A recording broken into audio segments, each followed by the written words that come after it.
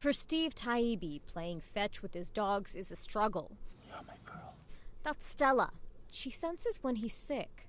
My first 3 operations were the day I was born. And I always say I live a life of interludes. You know, for this time I'm sick, for this time I'm well. Then I get sick, then I'm well. This is my next 2 doses for the day. Steve has a failing heart. He was born with an atrial septal defect, a hole in his heart. He's already had 1 heart transplant, but his body is slowly rejecting it, so he needs a new one. Right now, I'm at the bottom of the list in New York, and that's my status. He waited a year for the first one. This time, he's trying to better his odds by getting on multiple transplant lists. New York has some of the worst wait times in the country, so he's flown to California, where there's more organs to go around. It raises the question, is that fair? People are using their resources to essentially jump the line by getting more than 1 ticket in the lottery. Dr. Raymond Givens co-authored a new study that found wealthy individuals are more likely to score a transplant by having the resources to get on multiple lists.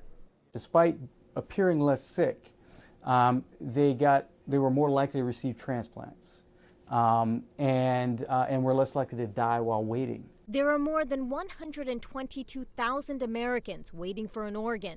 The average wait time for a kidney is 4 years. Multiple listing can cut down the likelihood of dying while waiting for a kidney by 10%. But many insurance plans won't cover multiple listings, and medical tests required to get on another state's list can cost in the tens of thousands in addition to travel costs. The problem is that only wealthy people and those who can travel very easily are able to multiply list. Many medical experts say the current policy needs to be changed. The United Organ Sharing Network, in charge of the nation's transplant system, acknowledges the need for improvement. Rather than addressing multiple listing in terms of banning it or promoting it, it would really be better to address directly the geographic inequities from which the whole issue arises. And that is something that UNOS is very, very actively engaged in.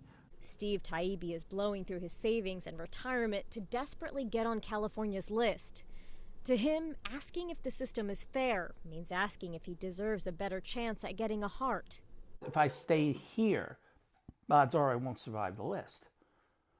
He plans to do what he can to stay alive.